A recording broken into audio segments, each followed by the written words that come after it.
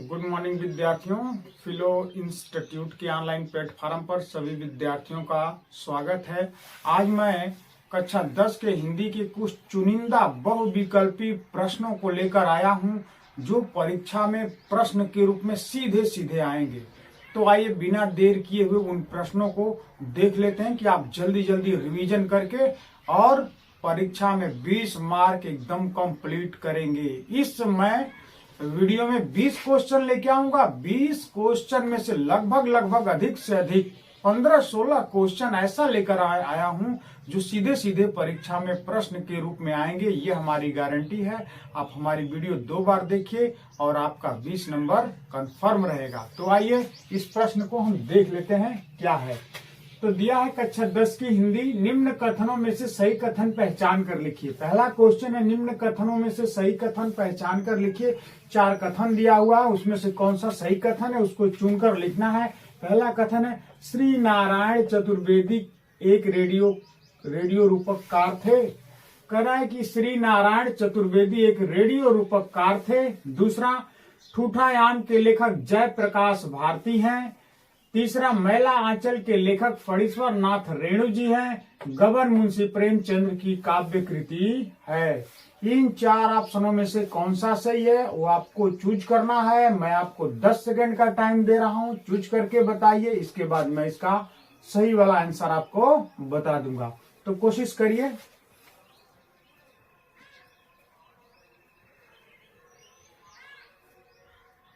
तो चलिए, टाइम पूरा हो चुका। मैं इसका बता रहा हूं कि इसका ऑप्शन कौन सा सही होगा। इसका ऑप्शन ग वाला सही होगा।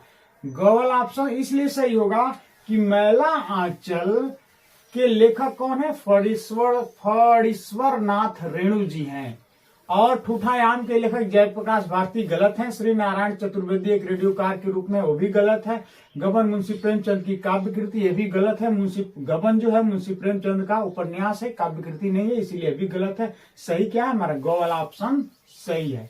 तो ये ग वाला ऑप्शन सही है। इसके बाद हमारा दूसरा क्वेश्चन है। दूसरा क्वेश्चन, परीक्षा गुरु के लेखक कौन है? परीक्षा गुरु एक उपन्यास है, उसके लेखक का नाम बताना है। Very important question. तो परीक्षा गुरु के लेखक का नाम क्या है? ईसा अल्लाह खां, लाला श्रीनिवास दास, प्रेमचंद, सदासुख लाल। तो इसमें परीक्षा गुरु लेखक का नाम है लाला श्रीनिवास दास। ख वाला आंसर इसमें सही है। बहुत ही इंपॉर्टेंट है। यह प्रथम मौलिक उपन्यास है परीक्षा गुरु, जिसके लेखक का नाम है लाला श्रीनिवास दास। अगला है तीसरा क्वेश्चन, हिंदी साहित्य का इतिहास के लेखक। Very important question. हिंदी साहित्य के इतिहास के लेखक कौन है? उनके लेखक का नाम बताना है।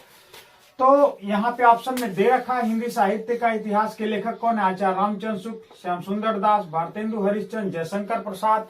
तो इसमें से क वाला ऑप्शन सही है कि आचार्य रामचंद्र शुक्ल। हिंदी साहित्य का इतिहास के लेखक कौन है? आचार्य रामचंद्र शुक्ल हैं। चौथा क्वेश्चन है, नचिकेतोपाख्यान के लेखक कौन है? नचिकेतोपाख्यान इंपॉर्टेंट रचना है, इसके लेखक का नाम बताना है। ऑप्शन दिया है सदासुख लाल, लल्लूलाल, रामचंद्र शुक्ल, सदल मिश्र। तो इसका ऑप्शन आता है सदल मिश्र। बिना टाइम वेस्ट किए मैं जल्दी अब एक्सप्लेन नहीं करूंगा, ज्यादा से ज्यादा उत्तर बताऊंगा ताकि कम समय में ज्यादा से ज्यादा क्वेश्चन रिवीजन हो सके।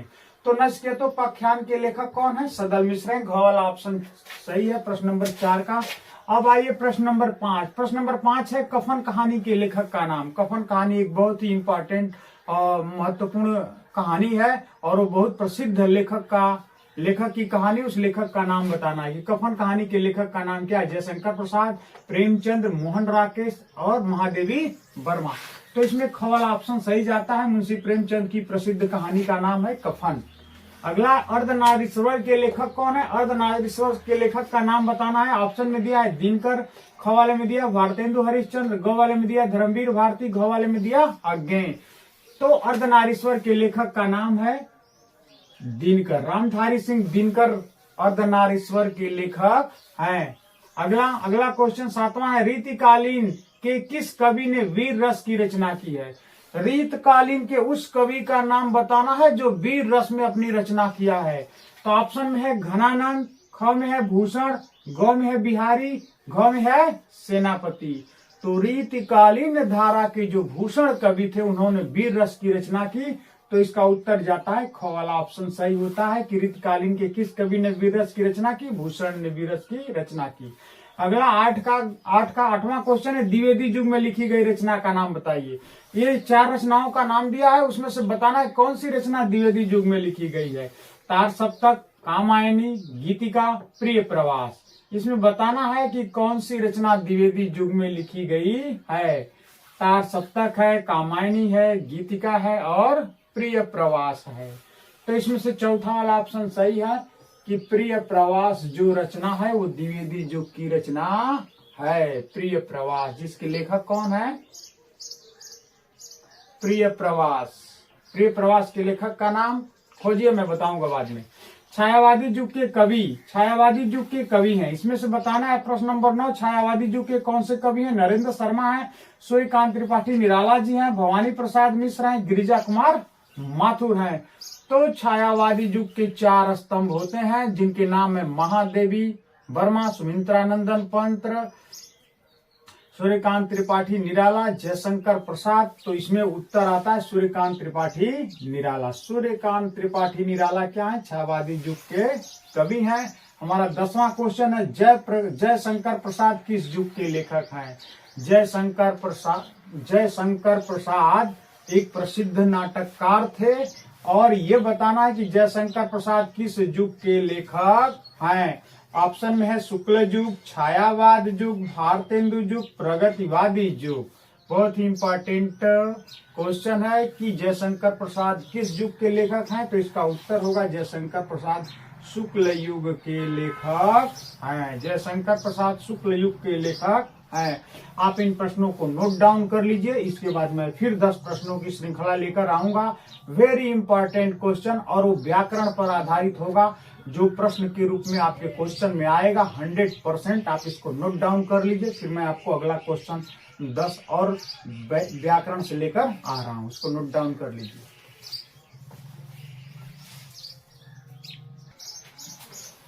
तो आइए मैं फिर कुछ प्रश्नों को लेकर आया हूं, जल्दी जल्दी इसका उत्तर देख लेते हैं क्या है। पहला क्वेश्चन है, कमल का पर्यायवाची है। कमल शब्द का पर्यायवाची बताना है। कमल शब्द का पर्यायवाची बताना है। तो कमल शब्द का पर्यायवाची होता है पंकज। कमल शब्द का पर्यायवाची होता है कंपल, क्योंकि पंकज होता है, अनल जो होता है आग का होता है, वारिद जो होता है वो बादल का होता है, पुष्प जो होता है वो फूल का होता है। तो कमल का पर्यायवाची क्या होगा, पंकज। आकाश का पर्यायवाची निकालना है, आकाश का पर्यायवाची ढूंढना है। दूसरा क्वेश्चन है आकाश का पर्यायवाची, तो तिमिर है, तम है, अंशु है, व्योम है। तो आकाश का पर्यायवाची क्या होगा, व्योम होगा। हास्य रस का स्थायी भाव, 13वां क्वेश्चन है हास्य रस का स्थायी भाव बताइए। तो हास्य रस का स्थायी भाव क्या होता है, तो हास होता है। अगला क्वेश्चन है 14 नंबर का, श्रृंगार रस का स्थायी भाव बताइए। श्रृंगार रस का अस्थाई भाव, श्रृंगार रस का स्थायी भाव क्या होगा, तो रति होगा। ये बड़ी इंपॉर्टेंट क्वेश्चन है, दोनों पेपर में आएंगे। हास्य रस का स्थायी भाव हास और श्रृंगार रस का स्थायी भाव रति। दोहा के प्रथम और तृतीय चरण में कितनी मात्राएं होती हैं, वेरी इंपॉर्टेंट क्वेश्चन।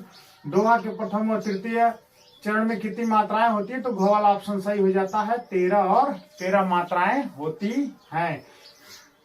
पीपर पात सरस मंडोला, पीपर पात सरस मंडोला में कौन सा अलंकार है, तो पीपर पात सरस मंडोला में जो अलंकार है वो उपमा अलंकार है। कौन सा अलंकार है, उपमा अलंकार है।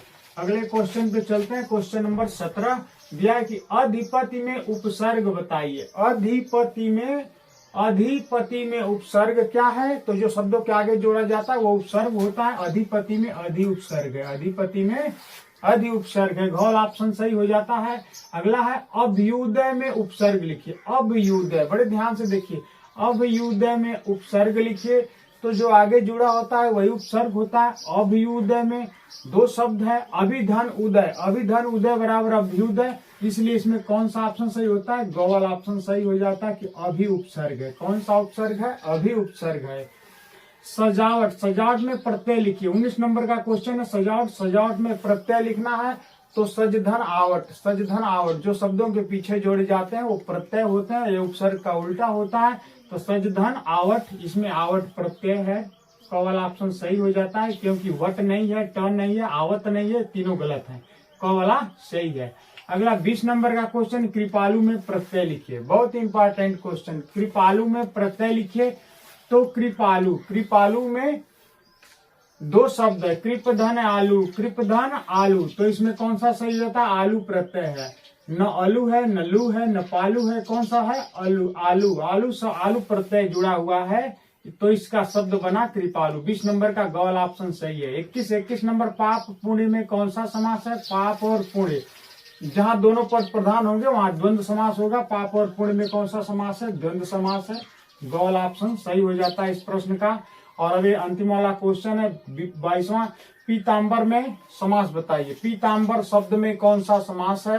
पीला है अंबर जिसका, पीला है अंबर जिसका, अर्थात इस प्रकार से जिसका विग्रह होगा वो बहुव्रीहि समास होगा। इसका पहला वाला ऑप्शन ही सही हो जाता है, बहुव्रीहि समास। पीतांबर में कौन सा समास है? तो बहुव्रीहि समास है। इसको आप नोट डाउन कर लीजिए, 2 बार दोहरा लीजिए, ये पक्का में सर्टेन इसमें से क्वेश्चन 4-5 आएंगे 100%। आप इस वीडियो को 2 बार देख लीजिए, आपको एकदम पूरी तरह से याद हो जाएगा। परीक्षा में यह प्रश्न किसी दूसरे से पूछने की जरूरत नहीं पड़ेगी। जल्दी से नोट डाउन कर लीजिए। मैं कुछ और प्रश्नों की श्रृंखला इसमें लेकर के आ रहा हूं, तब तक आप लिख लीजिए।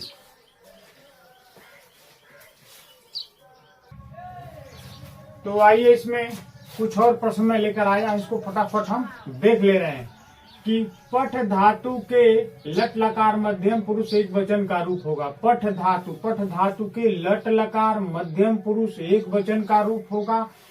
आंसर में दिया है पठसी, पठती, पठामी, पठंती। कौन सा ऑप्शन होगा? तो इसमें लट लकार मध्यम पुरुष एक वचन का जो रूप होता है वो होता है पठसी। क वाला ऑप्शन सही है इसमें, क वाला ऑप्शन इसमें सही है। दूसरा फिर पठ धातु से क्वेश्चन है, पठ धातु के लट लकार उत्तम पुरुष व एक वचन का रूप होगा। पठ धातु के लट लकार उत्तम पुरुष और एक वचन का रूप होगा। तो इसके एक वचन लट लकार उत्तम पुरुष में रूप जो आता है वो पठामी आता है। इसका ग वाला ऑप्शन सही हो जाता है। क वाला गलत, ख वाला गलत, ग वाला सही है, घ वाला भी गलत है। अगला अपठः किस लकार का रूप है? इसमें लकार बता देना, ये भी पठ धातु से क्वेश्चन है। अपठः किस लकार का रूप है? तो जो अपठः है वो लंग लकार है। कौन सा लकार है? लंग लकार का रूप है। अपठः लंग लकार में अ शब्द जुड़ जाता है। पठ धातु, किसी भी धातु के लंग लकार में अ वाला रूप चलता है। अपठत, अपठत, अपठताम वाला रूप चलता है। तो अपठः किसका है? लंग लकार का है। अगला दिया है दक्षति किस लकार पुरुष व एक वचन का रूप? दक्षति किस लकार पुरुष व वचन का रूप है? बहुत कठिन है, बहुत इंपॉर्टेंट है। दृश्य धातु माने होता है देखना, दृश्य धातु से दक्षति शब्द किस लकार पुरुष व वचन का रूप है?